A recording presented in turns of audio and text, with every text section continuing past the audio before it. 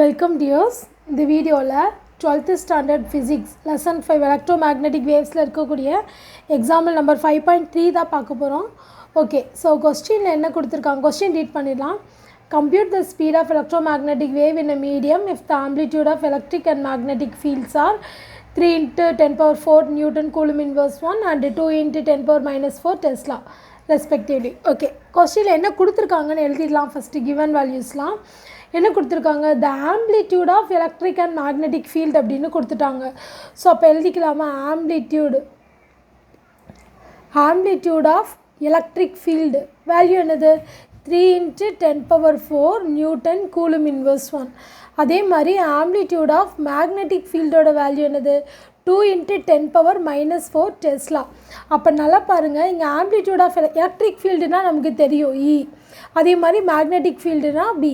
ஆனால் இங்கே ஆம்ப்ளிடியூடுங்கிற ஒரு வேர்டு கொடுத்துருக்காங்களா, ஸோ அப்போ E naught B naught. So அப்போ இதில் என்ன கேட்டிருக்காங்க பாருங்கள், compute the speed of electromagnetic wave in medium அப்படின்னு கேட்டிருக்காங்க. நமக்கு வேக்யூம்க்கு மீடியத்துக்கும் டிஃப்ரென்ஸ் தெரியும் இல்லையா. Speed of electromagnetic wave in vacuum அப்படின்னா நம்ம சி அப்படின்னு ரெப்ரசன்ட் பண்ணுவோம். அதே இது speed of electromagnetic wave in medium அப்படின்னு சொன்னோம்னா நம்ம வி அப்படின்னு ரெப்ரசன்ட் பண்ணுவோம்.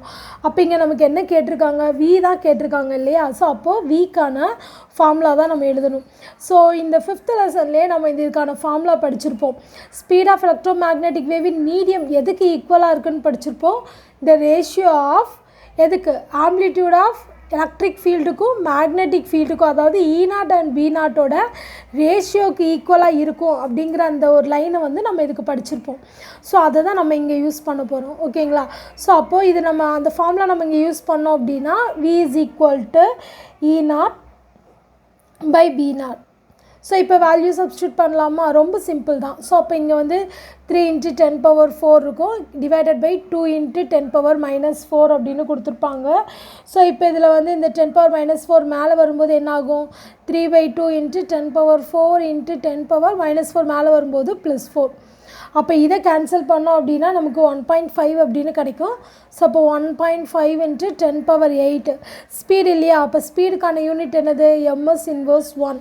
இதுதான் இந்த கொஸ்டினுக்கான ஆன்சர். ஸோ அப்போ எலக்ட்ரோமேக்னெட்டிக் வேவ்ஸோட ஸ்பீட் ஆஃப் எலக்ட்ரோமேக்னெட்டிக் வேவின் மீடியத்தோட வேல்யூ என்னது, 1.5 into 10 power 8 எம்எஸ் இன்வர்ஸ் 1. இதுதான் இந்த கொஸ்டினோட ஆன்சர். தேங்க்யூ.